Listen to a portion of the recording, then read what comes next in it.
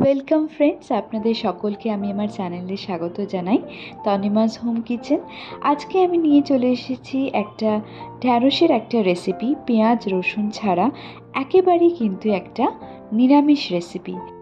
ভিন্ডির রেসিপি যারা পছন্দ করে তাদের তো ভালো লাগবেই, তবে যাদের ভালো লাগে না খুব একটা, তাদেরকে আমি একবার অনুরোধ করব আজকের রেসিপিটাকে আপনারা অবশ্যই একবার বাড়িতে বানিয়ে দেখবেন। ঢ্যাঁড়সের এই অন্যতম রেসিপিটা বানানোর জন্য আমরা নিয়ে নিয়েছি এখানে 250 গ্রাম ঢ্যাঁড়স। দেখতেই পাচ্ছেন আমি প্রত্যেকটা ঢ্যাঁড়সের ওপরের দিকটা আর নিচের অংশটাকে আমি অল্প করে কেটে নিয়েছি। প্রত্যেকটা আমাদের একইভাবে কেটে নিতে হবে। আর নিয়ে নিয়েছি, দেখুন এখানে আমি 2 টেবিল স্পুন মতো পোস্ত, আর নিয়ে নেব 2 টেবিল স্পুন কালো সর্ষে, 1 টেবিল স্পুন মৌরি, 3-4টে মতন কাঁচা লঙ্কা, 4-5টা মতো কাজু আর একটা কাটা টমেটো। এরপর একটা পাত্রের মধ্যে আমাদের যে পোস্তটা নিয়েছিলাম সেই পোস্তটা আমি এখানে 3 টেবিল স্পুন মতো নিয়ে নিলাম। তার সাথে আমি মিশিয়ে নেব 2 টেবিল স্পুন কালো সর্ষে,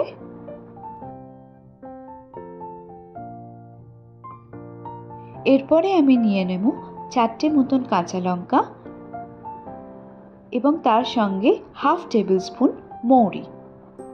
মৌরিটা আপনারা অপশনাল, ব্যবহার করতেও পারেন নাও করতে পারেন, তবে মৌরি কিন্তু রান্নার টেস্ট আরও বাড়িয়ে দেবে। এরপর আমি এটাকে একটু ভালোভাবে চামচ দিয়ে মিক্স করে নিচ্ছি।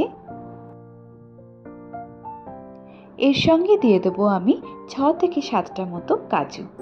এরপর এই পুরো গোটা যে মশলাগুলো আমি রেখেছি এগুলোকে আমি 1/4 কাপ জল দিয়ে ভালোভাবে ভিজিয়ে রাখবো। এটা আপনারা 15 থেকে 20 মিনিট মতো ভিজিয়ে রাখলেই কিন্তু হবে। তারপরে এটাকে পেস্ট বানিয়ে নিতে হবে। এরপর কাটা যে ভিন্ডিগুলো ছিল সেগুলোর ওপর আমি সামান্য একটুখানি জল ছিটিয়ে দেব। এটার কারণ এটাই যে বেসন আমি একটু হালকা এর ওপর ম্যারিনেট করব বেসন দিয়ে। বেসনের ম্যারিনেশনটা যাতে খুব ড্রাই না হয়ে যায় তার জন্যে কিন্তু আমি এখানে জল দিয়ে দিয়েছি। এরপর এখানে আমি 1/2 টেবিল স্পুন দিয়ে দেব হলুদ এবং তারই সঙ্গে আমি দিয়ে দেব 1/2 tablespoon Kashmiri red chilli powder. এরপর আমরা নিয়ে নেব স্বাদ মতো নুন। আমি এখানে 1 টেবিল স্পুন নুন নিয়ে নিয়েছি আর 2 টেবিল স্পুন বেসন নিয়ে নেব। বেসনে কিন্তু যখন আমরা ভিন্ডিগুলো ভাজবো তখন বেশ ক্রাঞ্চি ভাব একটা এনে দেবে। সমস্ত মিশ্রণটাকে দিয়ে ভালোভাবে আমাদের এভাবে মিক্স করে নিতে হবে হাতে করে। কড়ার মধ্যে আমি নিয়ে নিলাম এখানে সর্ষের তেল। আপনারা চাইলে কিন্তু রান্নাটা ভেজিটেবল অয়েলেও করতে পারেন। তেলটা একটু হিট হয়ে যাবে। এরপর আমাদের ম্যারিনেট করা যে ভিন্ডিগুলো ছিল সেগুলো আগে কিছুটা প্রথমে ভেজে নিতে হবে, তারপরে সেকেন্ড ব্যাচে বাকিটা ভেজে নিতে হবে। ভিন্ডিগুলো ভাজার সময় আপনারা খেয়াল রাখবেন যে যখন ওপরের যে বেসনের কোটিংগুলো আছে সেগুলো যখন বেশ মুচমুচে এবং ক্রাঞ্চি হয়ে যাবে ওপর থেকে দেখতে, তখন আমরা বুঝে যাব যে আমাদের ভিন্ডিগুলোও কিন্তু ভাজা হয়ে গেছে। মোটামুটি 2 মিনিট মতন ভেজে নিলেই কিন্তু আমাদের হয়ে যাবে। দেখতেই পাচ্ছেন বেশ গোল্ডেন ফ্রাই কিন্তু বেসনের কোটিংগুলো হয়ে গেছে, এর মানে আমাদের ভিন্ডিটাও খুব সুন্দরভাবে কিন্তু ভাজা ভাজা হয়ে গেছে। বেশি ভাজলে কিন্তু যে সবুজ ভাবটা সেটা কিন্তু ভিন্ডিটার থেকে চলে যাবে। এরপর আমি এটাকে প্লেটের মধ্যে ছেঁকে তুলে নিলাম।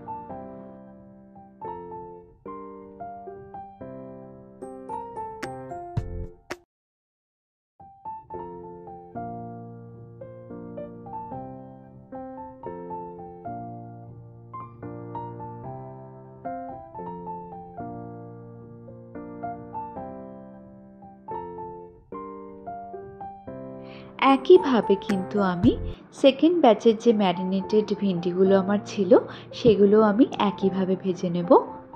দেখবেন যেন ওভার ফ্রাই না হয়ে যায়। ওভার ফ্রাই হয়ে গেলে কিন্তু ভিন্ডিগুলোর যে সবুজ রং সেটা তো চলে যাবে এবং হালকা একটু তেতো হয়ে যেতে পারে। তাহলে আমাদের পুরো ম্যারিনেটেড ভিন্ডিটা কিন্তু সুন্দরভাবে ভাজা হয়ে গেল।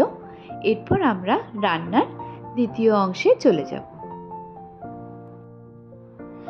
এরপর এখানে আমি ভিন্ডিটাকে একটা প্লেটের মধ্যে রেখে দিয়েছি ভেজে, আর আমার যে কাজু পোস্ত বাটাটা ছিল সেটাও আমি মিক্সার গ্রাইন্ডারে বেটে নিয়েছিলাম। কড়াতে আমি প্রথমে দিয়ে দেবো এখানে তেল। সর্ষের তেল আমি ব্যবহার করে নিয়েছি। তেলটা সামান্য একটু আমার গরম হয়ে যাবে। গরম হওয়ার পরে আমি ফোড়নে দিয়ে দেবো এখানে 1 টেবিল স্পুন কালো জিরে এবং 1 টেবিল স্পুন হলুদ গুঁড়ো। তার সঙ্গে দিয়ে দেবো 1 tablespoon Kashmiri red chilli powder. সেটাকে খুব ভালোভাবে কিন্তু আমাদেরকে নাড়াচাড়া করে নিতে হবে তেলের সাথে। কালো জিরেটাও যেন সুন্দরভাবে একটু ভাজা ভাজা হয়ে যায়। এরপরে আমি এর মধ্যে দিয়ে দেব আমার কাটা টমেটোগুলো। টমেটোগুলো কিন্তু আমি এখানে ডুমো সাইজ করে কেটে নেওয়া হয়েছে। টমেটোগুলো দিয়ে খুব ভালোভাবে কিন্তু মশলাটার সাথে আমাদেরকে নাড়াচাড়া করে কষিয়ে নিতে হবে। টমেটোগুলো যাতে তাড়াতাড়ি সেদ্ধ হয়ে যায় তার জন্য আমি এখানে রান্নার মধ্যে দিয়ে দেব স্বাদ মতো নুন। আমি এখানে 1 টেবিল স্পুন নুন নিয়ে নিলাম, আর 1 টেবিল স্পুন আমি এখানে নিয়ে নেব চিনি।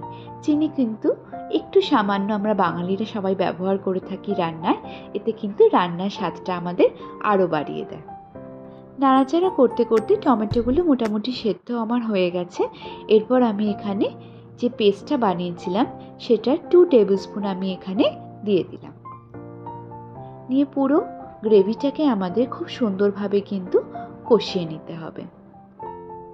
দেখবেন টমেটোটার সাথে যেন পুরো পেস্টটা ভালোভাবে যেন মিশে যায়। নাড়াচাড়া করতে করতে কিন্তু টমেটোটাও আমার খুব সুন্দরভাবে সেদ্ধ হয়ে গেছে এবং গ্রেভিটার সাথে পুরোপুরি মিশে গেছে। রান্না থেকে এটা খুব সুন্দর তেল ছেড়েছে, তবে একটু ড্রাই হয়ে আছে, আমার গ্রেভিটা একটু টাইট হয়ে আছে। আমি এখানে 1/4 কাপ একটু জল দিয়ে দিলাম। নিয়ে আবার গ্রেভিটাকে সুন্দরভাবে নাড়াচাড়া করতে করতে কষিয়ে নেব।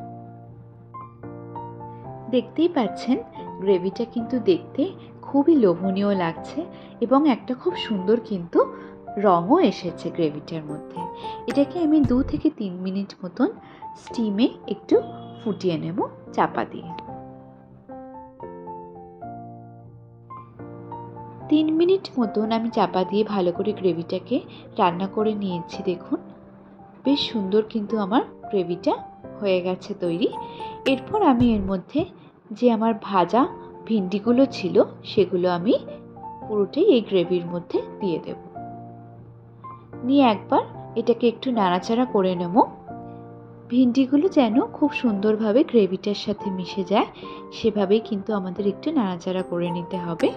এরপর এটাকে 4 থেকে 5 মিনিট মতন আমি চাপা দিয়ে একটু স্টিমে রান্না করে নেব। 4 থেকে 5 মিনিট মতন আমার হয়ে গেছে। দেখুন খুব সুন্দর একটা তেলও ছেড়েছে রান্নাটা থেকে। তার মানে কিন্তু আমার এই নিরামিষ রেসিপিটা আজকে একেবারেই হয়ে গেছে। দেখতে কিন্তু খুবই লোভনীয় লাগছে। তাহলে আপনারা দেখতেই পেলেন কত সহজে কিন্তু এই রেসিপিটা আমাদের তৈরি হয়ে গেল এবং গরম গরম ভাতের সাথে কিন্তু দুপুরে এই নিরামিষ রেসিপিটা পেঁয়াজ রসুন ছাড়া ভিন্ডির এই অন্যতম রেসিপিটা একেবারেই জমে যাবে। আজকের রেসিপিটা যদি ভালো লেগে থাকে তাহলে আমাকে কমেন্ট সেকশনে অবশ্যই আপনারা জানাবেন। আমার চ্যানেলটাকে সাবস্ক্রাইব করবেন, সাপোর্ট করবেন, ভিডিওটাকে শেয়ার করবেন, লাইক করবেন এবং বেল আইকনটাকে ক্লিক করে রাখবেন যাতে আগামী পর্বের ভিডিও নোটিফিকেশন আপনাদের কাছে পৌঁছে যায়। ধন্যবাদ।